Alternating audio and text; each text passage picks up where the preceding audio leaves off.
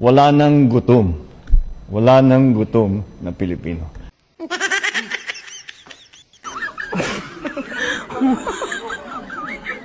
Para po sa aming mga kabataan at ako po ang boses nila ngayon, ano po ang hakbang ng ating gobyerno para gawing kaakit-akit ang farming bilang karir po dito po sa ating Pilipinas? Dahil nga, mahirap nga ang buhay ng magsasaka. Kaya siguro yung mga nakapag-aral na, yung mga anak natin, nakapag-aral na, gusto nila nasa air condition silang opisina.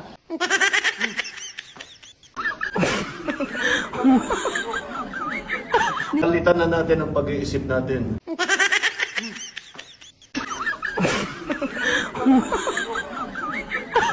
Going back po sa tariff, how would you justify it po sa Filipino people, especially to our small exporters and manufacturers, that a 19% tariff is acceptable or fair? It is not our decision.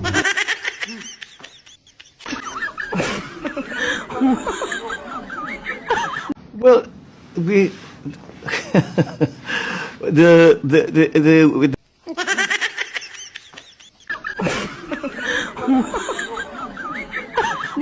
Hello. Good morning, sir. Can we get a reaction to the recent Pulse Asia survey that shows your lowered approval ratings? Thank you. It's not surprising. People are having a hard time. Yung bigas, yung hirap na bigas ito eh. Ibang usapan pag bigas.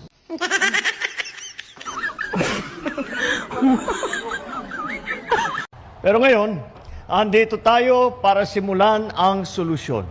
Meron po tayong ginagawa at meron po tayong magagawa. Imbis na bumaha tuwing tag-ulan, ang gagawin natin ay iipunin natin ang tubig para mapakinabangan. Nagbibigay po kami, hindi pa wala pa rito, nagbibigay po kami ng mga mga building materials po, mga yero, mga 2x2, pati martilyo, pati pako.